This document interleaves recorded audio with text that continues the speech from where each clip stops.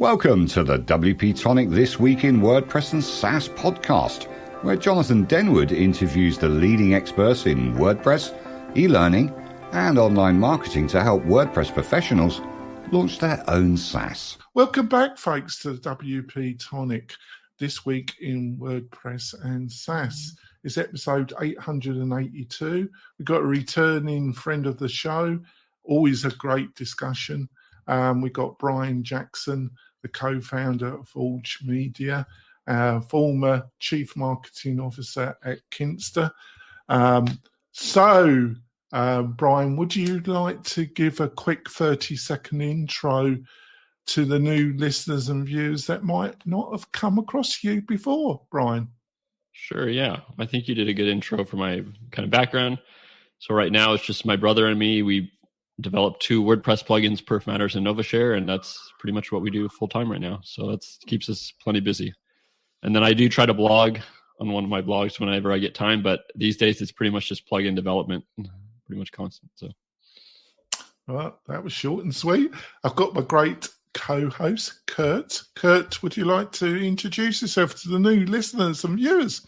Sure thing, Jonathan. I own an agency called Mañana No Mas. We focus largely on membership and learning websites, and I also run the Mañana No Mas podcast. That's great. Like I say, we're going to be talking about all things AI, how Brian thinks it's going to be affecting content marketing in the short term and also in the medium term. We're going to be talking about how it could affect privacy and a load of other stuff. It should be a great conversation. Before we go into the meat and potatoes of this great show, I've got a couple of messages from our major sponsors. We will be back in a few moments, folks. Are you looking for ways to make your content more engaging? Sensei LMS by Automatic is the original WordPress solution for creating and selling online courses. Sensei's new interactive blocks can be added to any WordPress page or post. For example, interactive videos let you pause videos and display quizzes, lead generation forms, surveys, and more. For a 20% off discount for the tribe, just use the code WP-Tonic, all one word, when checking out and give Sensei a try today. We're coming back, folks. Just wanted to say we've got some great special offers from the sponsors, plus a curated list of the best WordPress plugins that me and my team utilize all the time to save you a load of hassle crawling Google to find the best solution for your clients. You can find all these goodies by going over to wp-tonic.com/deals. wp-tonic.com/deals, and you'll find all the goodies there. What more could you ask for? Probably a lot more, but that's all you're going to get on that particular page. So, Brian, let's go straight into it. I know you've been blogging a little bit. You've been discussing it in general a bit, so it's probably been in your mind. So, how do you see AI affecting content marketing, let's say for the short term, for the next year, and maybe got any views about how it might affect things in the slightly mid-term, the 2 to 3 year term? Yeah, I think short term, I still think we're like kind of in a testing playground because things are going so fast. Like, I don't think it's slowed down yet. I think at some point it will like start slowing down as far as what content marketers can do, maybe not other stuff as far as AI, but as far as like just content creation, I think people right now, I'm just playing around with it every single day. I mean, I use it to like quick couple examples. It's like, like it's late at night. I'm writing something that I need to publish. I don't like how I wrote it because it's kind of like writer's block, or just because I'm tired. I'll just ask AI to rewrite it for me and give me a couple variations. And then most of the time, I actually really like what they spit back sometimes. So, and you can even pick. So, I mean, stuff like that is just huge compared to what we've had in the past. And I know growing up in high school, I launched tons of blogs. I flipped websites. So I was constantly figuring out ways to produce content. I've done I don't know if you've ever heard of iWriter.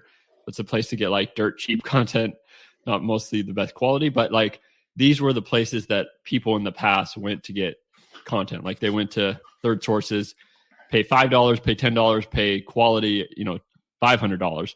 Doesn't matter, but people would outsource it. And so now, in my opinion, like iWriter is irrelevant almost at this point.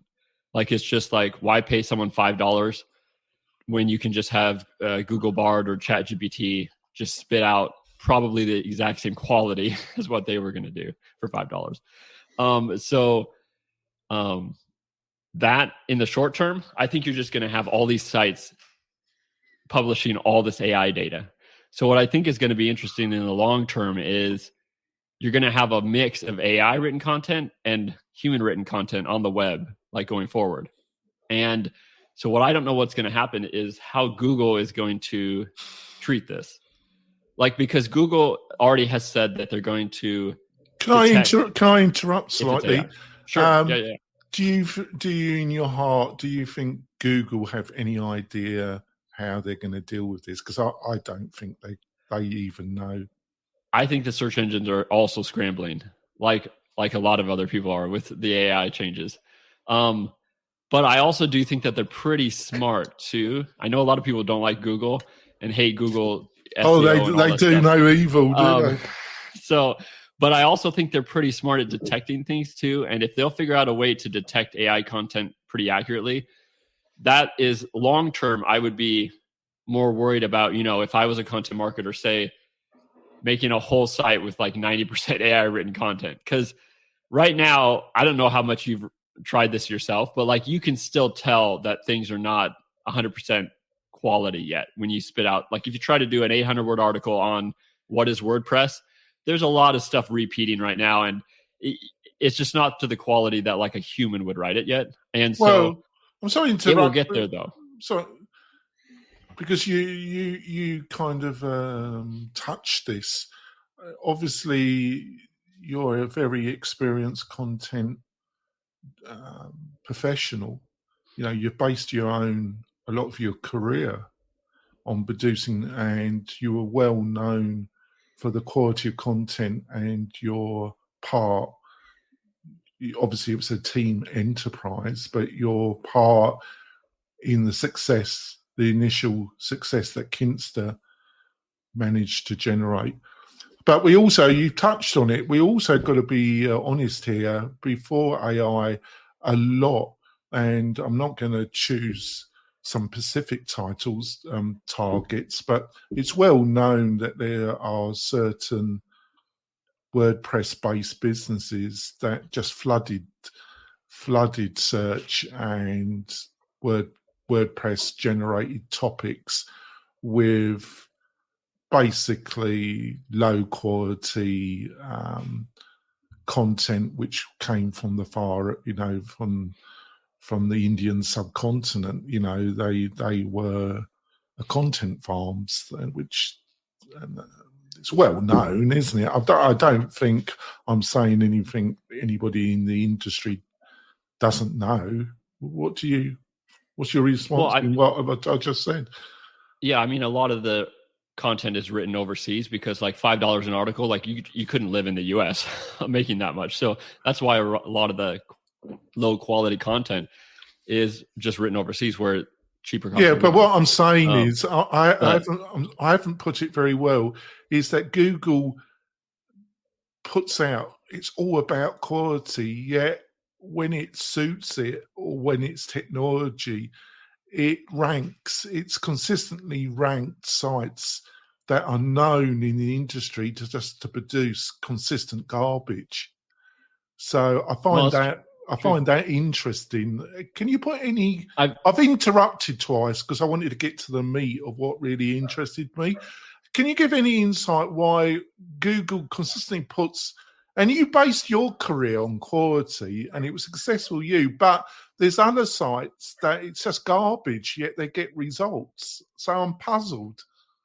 Well, and I won't name anyone either. But like when I met with Kinsta, like that was the whole goal, was like, we see what's in the WordPress space as content wise. Like we know we can do it better.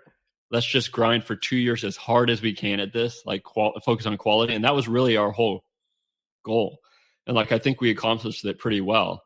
And then I did, like, we saw other companies kind of try to copy the stuff and start, let's do longer articles. Let's hire higher quality writers and try to replicate the thing. And so like there is better content, I think, these days.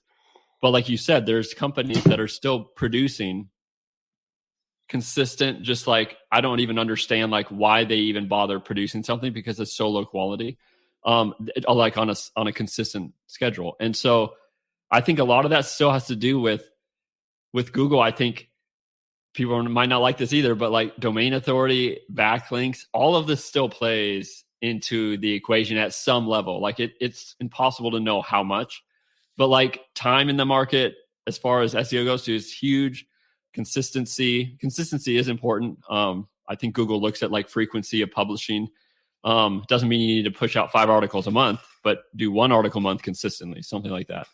So all these things take play. And so like, some of the bigger companies, they've been pushing out content for what, 12 years, 15 years.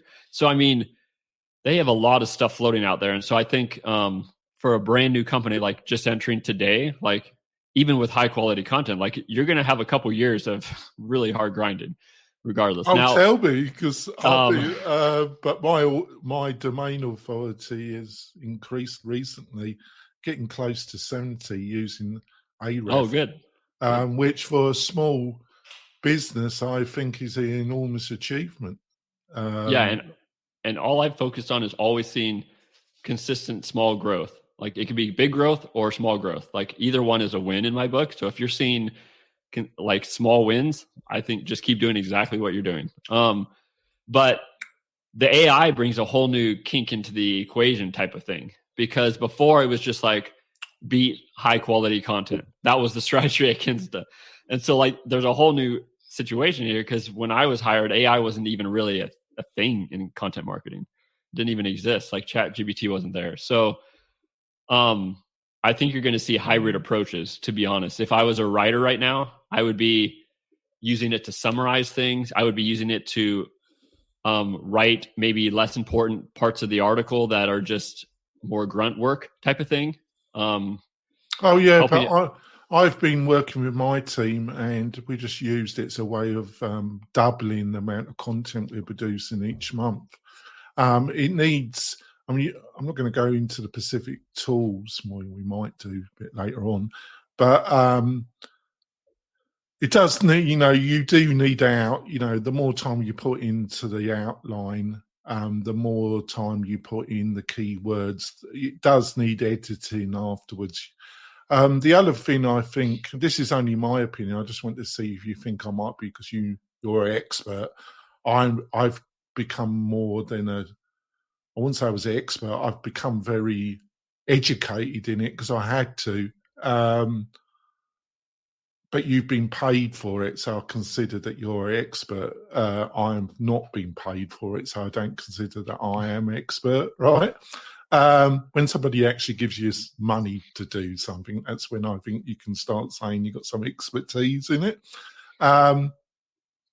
Is that they're going to look, I think, if they see, if their technology can sense that it's been AI written and there's something that hasn't been AI written and they think it's better content, they're going to go for the better content. I think they're also going to look for extra triggers, like, has it got a video? Is it linked to a podcast? Is it linked to a webinar? Is it linked to other signals that shows expertise or knowledge in that particular subject which the article is produced? Do you think I'm on the right track there? No, 100%. I think they're going to look at other factors. But like you said, I think they're going to see, like, if you have a high quality content versus high quality content with some AI stuck into it, like that might hurt you at some point too. Like they might use that as a detriment against you. So I would be careful with people out there just like using AI too much to begin with, because we really don't know what's going to happen yet as far as ranking goes. Like, again, like I said earlier, it's all kind of like testing playground right now. I'm sure there's tons of people doing 100% content AI based sites right now just to experiment. I know that's happening. And I would be curious 3 years from now to see how well those are actually performing. So but again, it determines on like what Google and Bing and them determine as far as like what is AI content. So I don't think that's the scary part is we don't know what's going to happen yet. I don't think 2 years, 3 years from now. Just to be careful is a warning, I think. How do you think they're going to? Because obviously they're in a dilemma because obviously, apart from direct purchasing of e-commerce products, you know, a lot of their income, obviously they've diversified, but the main profit center is still paid search. You know, obviously the initial thing with OpenAI was it could answer your questions, so you didn't have to do any searches. I always thought that was overplayed because you got to know the right questions to ask anything. And a lot of people in the initial searches to find the right questions to ask, if you know what I mean. So I always thought that was overplayed. But how do you think Google's going to? Because obviously Google's in between a rock and a hard place. Because I think I am correct. They rely on search income. You know, it's the thing that's it just pours money in for them, doesn't it? No, you're right. And I think there's always going to be that battle between paid SERPs and organic SERPs. And unfortunately, I think the organic just seems to be getting harder and harder and harder ever since I've started. It's just gotten worse and worse and worse. And now with AI, I guess you could say it. I don't know how you want to look at that. Some people might say it's worse because of that. People say it's easier because of that. But like you said, like a lot of their business is on paid search. So like, I wouldn't be surprised if they take more space for paid search with all this stuff going on with AI. But another fun fact, I was just remembering this, is that Tom from Kinsta actually tweeted this out the other day. It says 26 of the top 100 most popular websites are blocking the GPT bot from crawling their sites. So that means you have the biggest companies in the world not letting these AI. Well, you just touched the other side because this is this is IP infringement on steroids, isn't it? This is already authors, artists. They need to get together because this has always been part. Google's been the biggest thief in history, hasn't it? No, fundamentally, they're robbers, aren't they? Really, but this is just putting it on steroids, isn't it? Yeah. Well, and I've even considered. I've gone through that thought process. Like, if I wrote a high quality article, do I want like Google Bard and ChatGPT to be able to grab all the info in a split second that I just wrote without having to even go to my website? Like that seems like a negative thing to me. Just a bit. Just a bit. So it's like, I've thought about almost doing the block myself because I haven't done it yet, but like I've definitely considered it. If I was running a big company, like I would have, have thought through this a lot more, but I've definitely considered doing that because it's just, if something can just grab it and they just like, oh, okay, don't even need to go to the website. Got my answer. I'm done. I can go to my next thing. That's a problem. And that's going to keep getting worse. So I think that's going to hurt content marketers in the long run for sure. Right. Over to you, Kurt. Well, my question, Brian, is it's an extension of the first question, but it's from the other tangent. So you started to talk about things like content providers, almost like private label rights, like where people would in the past or even still currently would say, oh, well, I'm going to subscribe to this content source or whatever. Right. And now we can kind of do this for free looking at these new tools. But I'm always driven by, and you guys were touching on this with high quality, low quality and stuff and I'm thinking about people that make their living doing this stuff, like being content marketers and content. And that's, you still have to be the subject matter expert. You still have to review everything that comes through that. And so I was kind of wondering where you might think that leads for roles and positions in different, we say content marketing, but like in the short term and midterm, 2 to 3 years, how do you think this will kind of change the role or the placement of personnel based on working with AI? Because writers will still have a job, but I think their job might be different.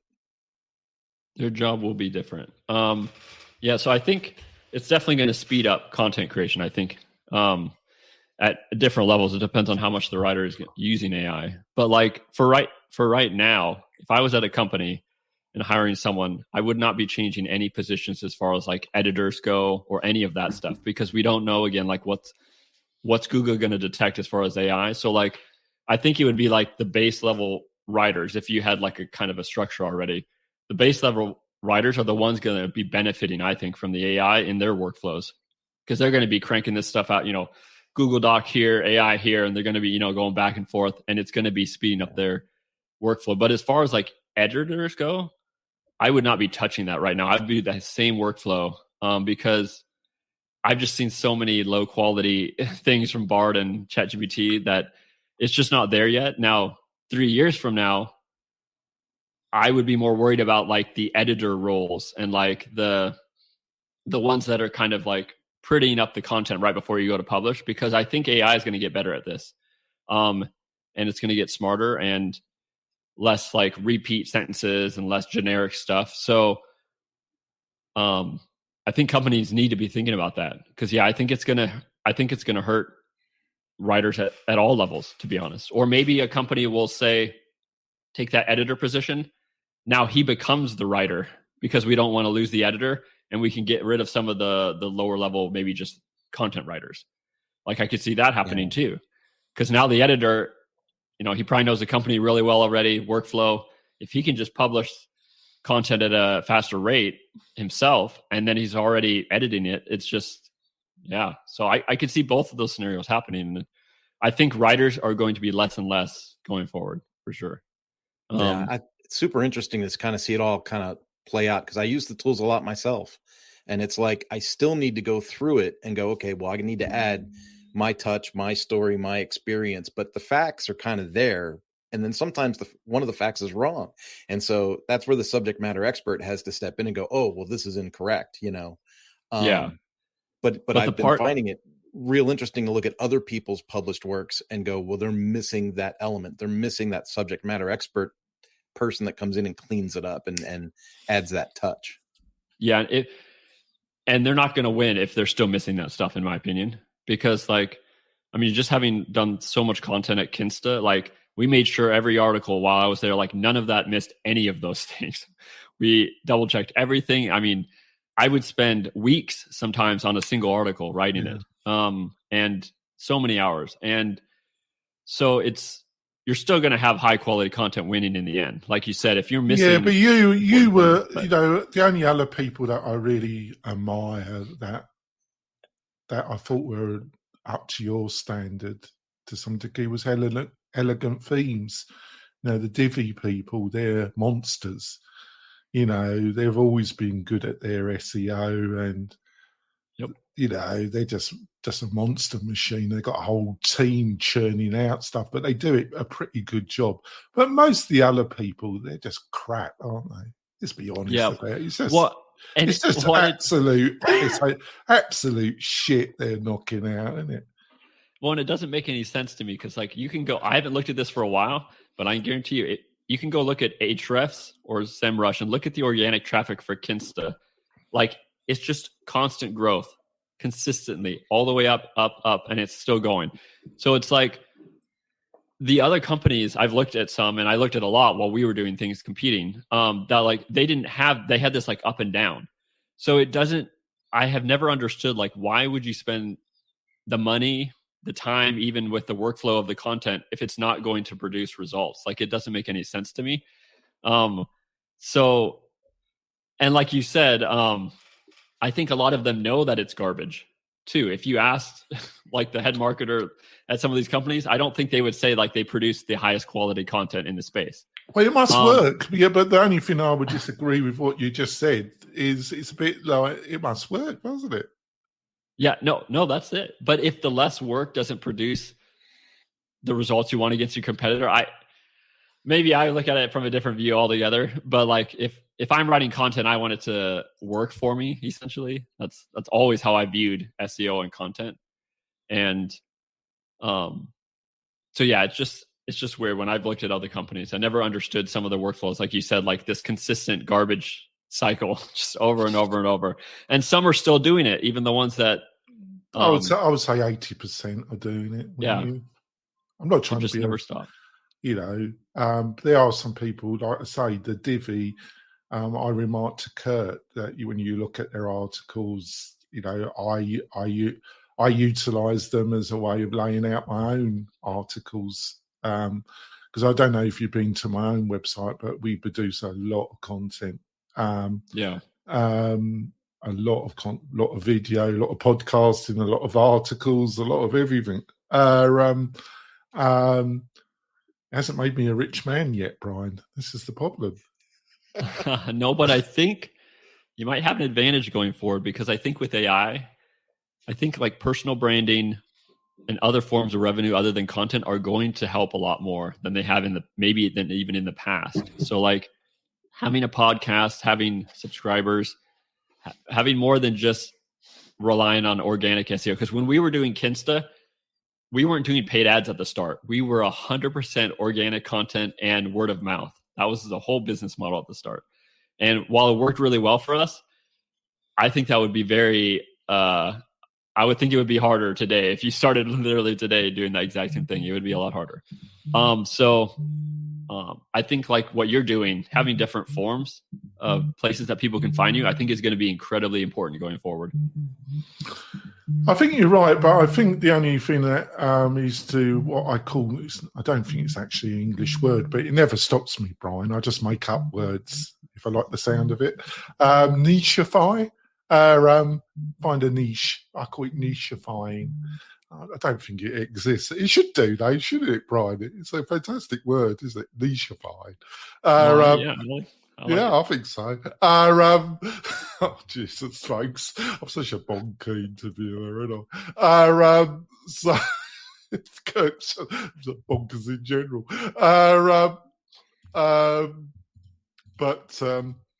Yeah, it's fine. I know it's a cliche. You go to all the experts in here and say, find your niche, find a niche website, But I think there's some truth to it, isn't it? Because I think that's linked to Bill.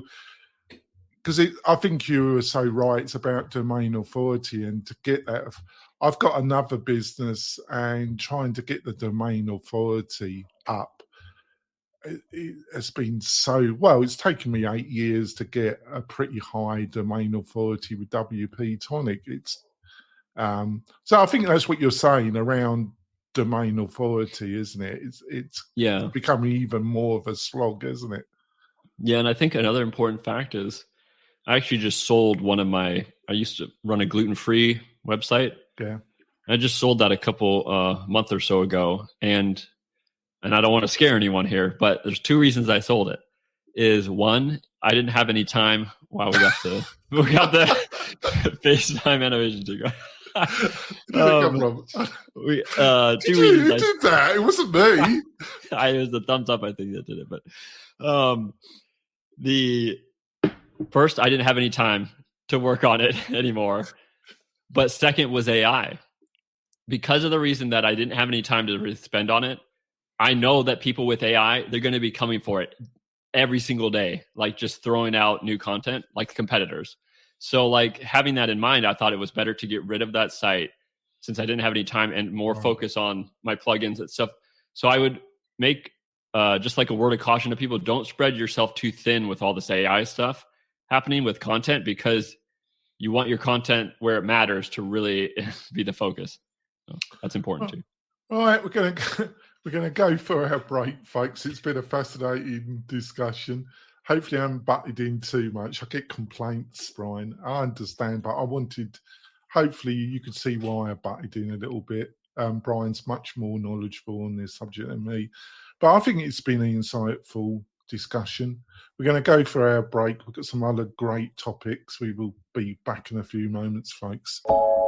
This podcast episode is brought to you by Lifter LMS, the leading learning management system solution for WordPress. If you or your client are creating any kind of online course, training-based membership website, or any type of e-learning project, Lifter LMS is the most secure, stable, well-supported solution on the market.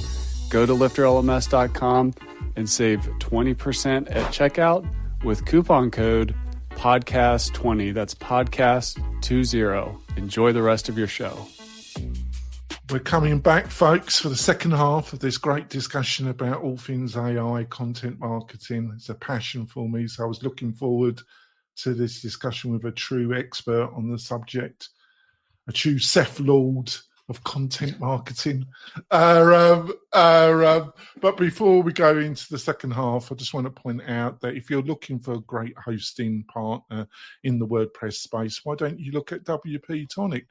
We specialize in membership and community-focused websites, but we offer great hosting for WordPress professionals. Plus, we can be your backup for when you got tasks that you can't handle yourself. We're there for you. Plus, we offer 5, 10, and other website packages, hosting packages, special deals for WordPress professionals. To find out all these goodies, go over to WP-Tonic/partners, WP-Tonic.com/partners. Find out what we can offer and book a chat with me. We love you to become a partner with us. So, what do you think of that, Brian? It wasn't too bad, was it? Oh. No, there we go. I think that's high praise. So what I think you just touched it. You just flogged one of your sites into your main plan. What are your plans connected to adapting to the world of AI, linked to marketing? Well, I think you just touched that in the second half. You're flogging some of your sites. Is that about it? Well, yeah, I guess that's the answer. Drop some of the low-hanging fruit, I guess is what you should do. But yeah, I think focus is going to be super important. And like, I'm still focused on content on our plugin sites, like 100%. It's just, I didn't have time to in the evenings, like sometimes I would get a passion for writing something about gluten-free because I'm gluten-free because of an autoimmune condition. So I have a big passion for that. But I just had to say, is the passion worth it with where everything's going? And so I was like, well, I'll drop the passion because it didn't make sense business-wise. So yeah, I think drop the low-hanging fruit is one thing. And what was your, anything else I've learned? What was the question? What are your plans for your own business to adapt to the world of AI? You got a small plugin shop. A lot of the listeners to this particular podcast are WordPress professionals, agencies, plugin people themselves, implementers. It's the professional crowd that listens to this podcast. I'm sure they're in because they're in the same boat that you are with your plugin shop. Yeah. I mean, the first thing is, if anybody hasn't started using it, is just to go out first and start trying to use it every day. I mean, make a Chrome web app. That's what I do. I have Google Bard actually pinned in my Mac dock, so I can click it and it's one click away. That's how much I use it back and forth. So that's a great suggestion. I would start doing that if you haven't. And think about, I've actually started using it for tickets even. Now, I'm not talking about writing, but things. Now, I'm not the main developer. My brother is the coder, the hardcore coder. So I can code things, but I'm super slow. That's the thing. So But once in a while, I'll try to take a ticket trying to save him time because he's working on something else. And I've actually started using Google Bard to, sometimes we'll need a code snippet for a customer that needs something more tweaked a little more. And so I've used it to actually double check my code. And it's actually been super handy as far as checking my, if it's correct or not. Something that it would take me a little longer to go look at Stack Overflow, piece it together because I'm not a coding every day. And so I've used it a lot for that as far as tickets go. So if you can find a way to work it into your support ticket somehow, whether it's code, maybe summarizing things that you frequently say back in tickets, stuff like that, I would think about that workflow. Then of course, content production, is another thing. I will be honest, a lot of our content is docs. So it's so technical that I can't really use AI yet because it's so, like you said, niche, that AI just doesn't know what we're doing. So that is going to be tricky, I think, for some people that are so far down the rabbit hole.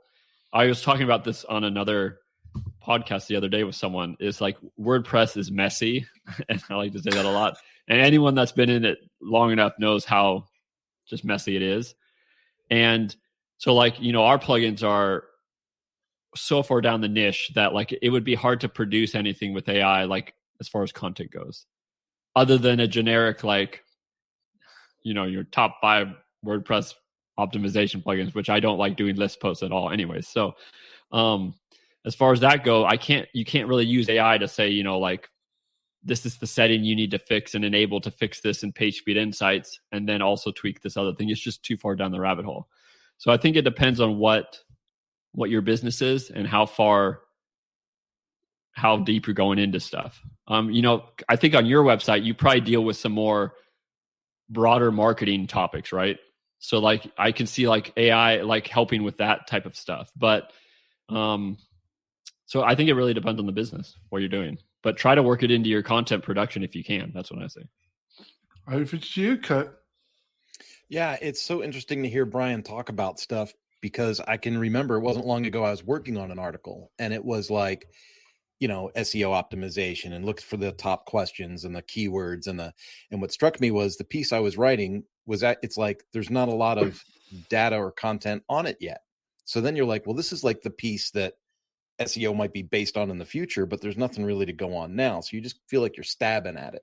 You're just kind of like, well, I hope this works.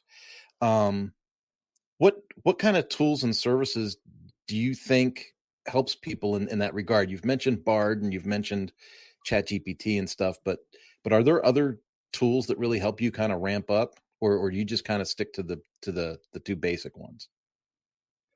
I stick to the basics, and already, I'll be completely honest, I already feel old and behind in this space. And I know other probably feel the same way, as far as like, there's so much to keep up with these days. It's just beyond almost ridiculous. And like, I do a lot of reading, and I keep track, and like, I even have a newsletter I put out once a month with an AI section that kind of keeps me looking at things too. So, because I don't want to fall behind. And, but yeah, Bard, ChatGPT, let me see what else I'm doing here. I do sometimes use the Bing one as well. I think that's based on ChatGPT technically, but Bing has some cool little features in there too. But honestly, that's my workflow at the start. Let me see if I have a bookmark still. There's other tools out there like surferseo.com. This is one someone sent me the other day that I haven't looked at yet. But there's a lot of these companies popping up as far as like, be my all-in-one SEO AI tool. Actually, another one I have played with a little bit, now that I remember it, is I can find it here. I sent them on a search. Yeah, sent him on a search. Yeah, you sent me on a search here.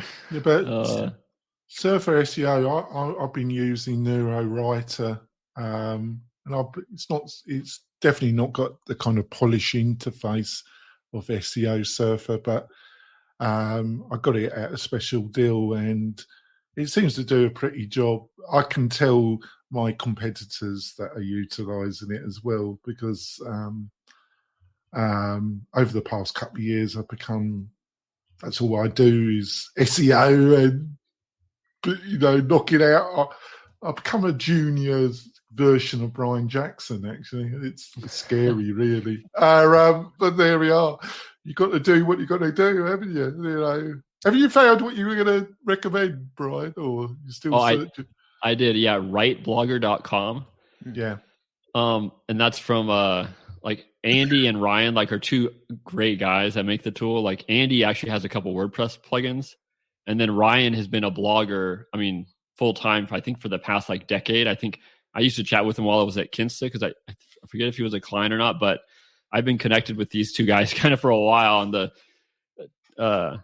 online. And yeah, their tool I think is really promising, just because I know they both deeply understand the WordPress side and the blogging side, which I think is at these animations you're going to get, which I think is Who's important. doing this? Have you got somebody got access to your account? Or something? I think this is a new, I don't know if it's Sonoma or I've seen this on FaceTime with my brother too. I don't know what's triggering. I have to figure that out. I'll have to Google that later.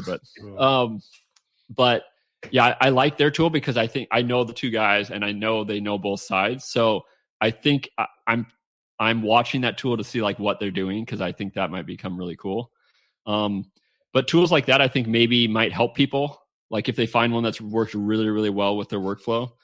But for me, I'm primarily just using Google Bard when I can. And I'm actually making a Trello card with a list of like, I'll eventually probably publish this, but of like any task I've used AI for, kind of like a huge task list of things that I personally use it for. So eventually maybe I'll tweet it or do a blog article or, because I think that might be helpful for people just to see like here's all 100 different tasks of what I've used it for over the course of the last year or something like that. So when it comes to Forgemedia, how long you and your brother been running Forgemedia full time? The LLC has been around for, I think, since like 2017. But I left Kinsta in 2020. Right. So we've been going full time for and I was in January. So it's been about almost 3 full years now. Yes, full time at this. So what's been a couple of, things you might be prepared to share that you've learned in this journey? That I wouldn't say surprised you, but you now realise you should have put more emphasis on at the beginning. I think figuring out when we originally launched, we had a WP coupons and Perf Matters. So those were our two. And again, these were plugins that we kind of created on the side while we were both working full-time jobs. We didn't think they were more hobbies. We weren't planning to start a business at all. That was never in the cards for us. And it just kind of turned into one of those things people kept asking, like, what's that plugin on your blog, blah, blah, blah. And then it turned into something more eventually. But one thing we learned was to do market research before launching a plugin, if you're going to do it. Because like our coupons plugin, we've actually phased out development on that now. So like we've pretty much shut that down. And because the space just isn't big enough, that plugin was targeting affiliate marketers in the WordPress space that use coupons. So, and I think the original thought was like, I've been doing affiliate blogging for years and, all these places have coupons and you know how it goes. But that space is just not big enough to sustain a business. And so we found that like we've had to just phase that out on that plugin because it wasn't growing and the space just wasn't big enough. So I think anyone starting out, like make sure it's not too far down in a niche. You want to find a niche, but not too far down because it could be just slow grinding and you never get anywhere if it's too far down. So we then had Perf Matters, just that for a while. And then we launched our social sharing plugin, NovaShare. And that one has been seeing slow and steady growth, but better. It's a bigger space, like social media sharing plugin. And so that one has been doing better. So, but yeah, so find a niche, but not too far down the niche. I guess that's the advice. And I know that's hard to figure out too, but at least do some research. We didn't do any research at all. It just turned from a hobby to a business. And that really hurt us because we had to go through, should we shut this down? Should we, all this stuff you don't really want to go through later. So, can I ask you, why do you think that happened? Because you're one of the sharpest people I know. You're a murderer, as we say in London. You're very unassuming, low profile, but you're a pretty sharp dude. So why do you think that happened in a way? I mean, I'll be completely honest. I think it was, we didn't do any research. We thought we had a good idea and could make money off of it, but we didn't. We thought the coupon space would be bigger than it is, and it's just not. And so like there's data out there for this stuff that like you can go find better and like look at search traffic, look at keyword traffic, look at all the stuff around your plugin space. Like Look at the WordPress repository. Like look at how many competitors. We didn't do any of that. So as far as, but again, I think part of it was because we started it as a hobby. We got people asking for it. We decided to sell it and kind of morphed into a business. But again, I think that's I think a lot of businesses kind of start that way in the WordPress space too. So, but again, I think you need to do your market research. If you're starting to do a brand new plugin, do the research first, because you don't want to end up in the same situation further down the road. It's not fun. Another thing I would say is the thing I've learned over my course of my career, ever since high school, is consistency is more important than almost anything else. I've flipped so many sites. I've started so many new sites. If I could go back in time and change one thing, I think this was one question you had in your thing, Jonathan, was I would have blogged on one site and never changed ever. My personal site has been on like brianleejackson.com, blog.brianleejackson.com, okmarketing.com, workup, and now I have brianleejackson.com again. So it's changing all of these things. You get diluted with all your content over time too. And so if I could go back in time, it would just be focused on one brand, one thing for 10 years. A good example of this is, I never know if I'm pronouncing his name right, Saeed from WP Beginner. Mm-hmm. He's done that website for the last, I think, 10, 12 years, and consistently. He has never stopped on that website. And that's why WP Beginner, like when we were at Kinsta, that was one of our biggest competitors, was WP Beginner, because he was so consistent. I know, Brian, I know. And everybody in the WordPress space knows probably what I'm talking about. But like, that is purely like, obviously there's technical SEO skills and writing and all this other stuff, but the number one thing he has for that was consistency. So like, if I could go back in time, man, I screwed that up a lot of times. And I learned at Kinsta was a real like light bulb moment of like, it took someone like paying me to grind, doing the same thing night and day for a couple years straight, thinking like, wow, I'm finally seeing things build on each other slowly over time. So I think that is one thing I've learned. All right, over to you, Kurt.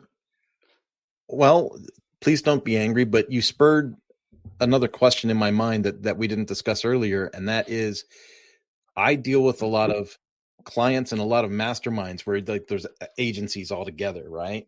Like on a Go WP day or something like that. And a lot of people argue whether it helps SEO or hurts SEO to use that subdomain strategy, right? Like the main site's on the main URL, and then the LMS is on an LMS subdomain, and a blog's on a blog subdomain and stuff like that. Do you think it helps to split things up and be focused in those areas, or do you think it is better to keep everything compressed in one space? From an SEO stand, from what I've personally seen, because I've had a lot of sites, I've had subdomains and I've had not subdomains. Yeah. I think it's better not to do subdomains. However, there is also a structural thing that comes into play as far as like, you know, like what if you have a WordPress site, but then your subdomain is like non-WordPress, like a portal that's not WordPress. So you don't want to do that. There's yeah. You don't want to. You need to talk to Jonathan at WP-Tonic. That's true. We've got some education for you. Yeah, should be 100% WordPress. But there's other structural things to consider with that. But if I was looking at it just from an SEO perspective, I think it's always better to have it all in the same domain. I can give you an example. When we at Kinsta were going to launch the multilingual version, because we have it like 10 languages or something. And we decided, do we do subdomains or do we do, backslash the language or whatever? And we decided not to do the subdomains and went with the backslash. And I think it was a wise decision with going forward from what we saw. So yeah, I think SEO wise, I try to keep it always on the same domain. And again, I've had sites on both, and I think I personally does better if it's all in one domain. Yeah, I'm part of another mastermind, and that question comes up almost on a monthly basis. And trying to explain it to people it can be mind numbing sometimes. But everyone has a reason for wanting to do it different. You know, it's WordPress, right? The curse and the blessing. It's flexible, but it's flexible. Yeah. And sometimes due to the structure, like how you're separating things, sometimes it makes sense to separate it out. But if it was me and I could structure it all in the same domain, that's what I would always do. I would always do that first. Excellent. I think I'll pass it back to Jonathan to see if we're ready for a time machine. Well, linking to what you just said with Kurt, I think the other thing is I think any idiot can make things complicated. A true genius. The genius is making complicated things simple, isn't it? That's true. And yeah, if you were just a simple thing of like choosing should your blog be on a subdomain or just /blog, like always choose /blog. That's a no-brainer in my opinion. But yeah, I think people can overcomplicate things sometimes and like. Well, you know, you say when you're dealing. I'm not trying to be funny here, but when you are dealing with people in the Fortune 500, you know, I'm going to get, you know, you find that their art is making things as complicated as possible. Where true entrepreneurs, people that are building a business themselves, they learn the art is to make things as simple as possible because so it's very two different mindsets based on my experience. But there we go. So obviously I'm a bit English, been living in America quite a while now, but I always see myself as English really. So I was a great watcher as a child of Doctor Who and the TARDIS. So if you had your own time machine, you could go back to the beginnings of your career, Brian. Is there any advice that you would give yourself? Is there any tips, you know, that if you're mentoring the young Brian Jackson, that you would have liked to have somebody to have told you? Also, I binge watched. Don't come on WP-Tonic for interviews. Like I binge watched Doctor Who last year. First time I had never seen it. Amazing show. But yeah, if I could go back in time, I mean, the one thing I said earlier was consistency. That's one thing. But another thing is that it might be helpful. I have a blog post on my site, like 18 things I've learned from building WordPress plugins, like good and bad. Maybe go check that out on my site later. Yeah. I need to update it again. But like I try to share things like that, like handling taxes for your business. Like that's a nightmare that I didn't anticipate when I first got into my business. And so like, do you do an LLC? Do you do an S Corp? Do you pay someone to do the bookkeeping for you? Do you and yes, I actually do pay someone I do the bookkeeping and the payroll. I think that's a good decision. And you can find someone that's actually pretty cheap these days that's all they do is kind of that for everybody. But stuff like that, like should you charge VAT or not? That's an interesting discussion. I would be interested in the mastermind groups hearing what people are saying about that, because I've chosen to charge VAT to sales that, like, we have an EU VAT number and a UK VAT number. So when we're doing sales in the EU or UK, you know, we charge VAT and then we submit it via the ridiculous mini one-stop shop thing that submits it to the member states. Is so ridiculous over there. But I've chosen to do that because I've never known, like, well, if I was to move the business overseas, I would already have this workflow in place.